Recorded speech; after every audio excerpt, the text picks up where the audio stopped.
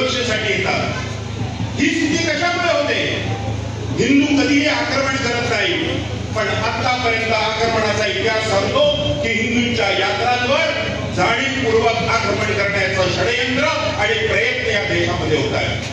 आणि अशा परिस्थितीत कोणतंही सरकार हिंदूंचं रक्षण करू शकत नाही आणि म्हणून हिंदूंनाच उभं राहिलं पाहिजे, हिंदूंमधलं शौर्य जागृत केलं पाहिजे, त्यांच्या मनातला छत्रपती शिवाजी आम्ही जागृत केला पाहिजे, त्यांच्या नसानसात बसणारा राणा प्रताप आम्ही जागृत केला पाहिजे, गुरु गोविंद सिंह जागृत केला पाहिजे।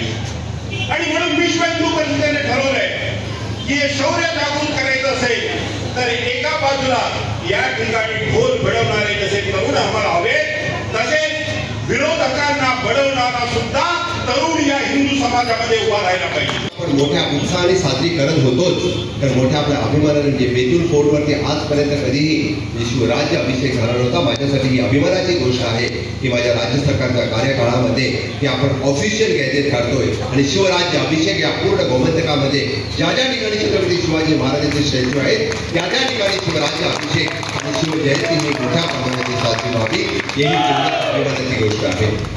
मी फक्त म्हणतोय की छत्रपती शिवाजी महाराजांनी कुणाचाही द्वेष केला नव्हता।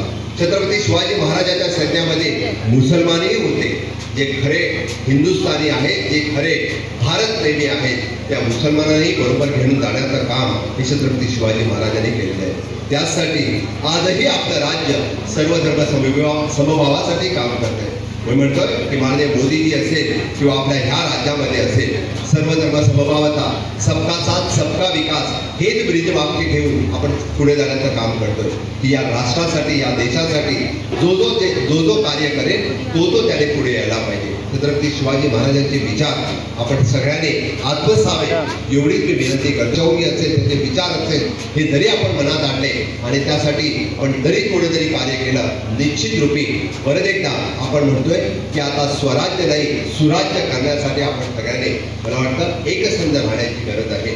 आज आपल्याला गरज जर असेल ती सुराज्य करायची आणि जेव्हा माननीय मोदीजी विकसित भारत 2047चं स्वप्न आपल्या सगळ्यांच्या समोर ठेवतात, ते विकसित गोवा 47 करण्यासाठी आपण छत्रपती शिवाजी महाराजांच्या विचाराने सुराज्य करण्यासाठी सगळेजण बरोबर राहाल एवढीच मी विनंती करतो आणि परत एकदा छत्रपती शिवाजी महाराजांना मानाचा मुद्रा करतो आणि मी माझे भाषण संपवतो। जय हिंद, जय गोविंद। आज आमच्या बिचोली ईश्वर यात्रा आलेली असा, त्याच्याबद्दल हांव तुमचे सगळ्यांचे आमदार नात्यान सगळ्यांचे स्वागत करता। छत्रपती शिवाजी महाराजांचे राज्याभिषेक जाऊन 3.5 वर्ष झाले, पण तरी पण आज आम्ही सगळेजण त्याका देव मानता, अजूनही त्यांची आठवण करता, प्रत्येक प्रोग्राम करता। याच्यामागे कारण एकच, त्यांच्यात असे गुण असले की ते गुण अजून आपल्या कोणाच्याने पळून जावंक ना। ते एक बरे संघटक असले, गुड ऍडमिनिस्ट्रेटर असले आणि ते फक्त भारत देशापुरती नाही तर सगळ्या जगाचे नेते असले आणि त्यांच्यानी सदा जी टॅलेंट असा, जी नॉलेज असा, जी खरे असा हाका प्रोत्साहित करा। विश्व हिंदूने सुरू केलेला आहे, त्याला स्थापन होऊन 40 वर्ष झाली, परंतु आज हे सगळ्याचा हे बुद्ध शंकरा योग हा आपण याच्यासाठी करतो आहोत की विश्व हिंदू परिषदेला पुन्हा एकदा शिवाजी महाराजांचं जे स्वप्न होतं, हिंदू समाजाचा आत्मविश्वास जागृत करणं, तरुणांच्या मध्ये शौर्य निर्माण करणं, तरुणींच्या मध्ये शौर्य निर्माण करणं, गोरगरिबांच्या जनतेची सेवा करणं, असे अनेक प्रकार, मठ मंदिरांचं संरक्षण करणं, काही हत्या बेकायदेशीर होते त्याचं संरक्षण करणं, अशा प्रकारचं जे काम ब्राह्मण प्रतिपादक छत्रपती शिवाजी महाराजांनी सुरू केलं होतं ते मधल्या काळामध्ये बंद पडलं होतं। 60 वर्षापूर्वी पुन्हा विश्व हिंदू परिषदेची स्थापना झाली आणि अशा प्रकारचं हे काम सुरू झालं।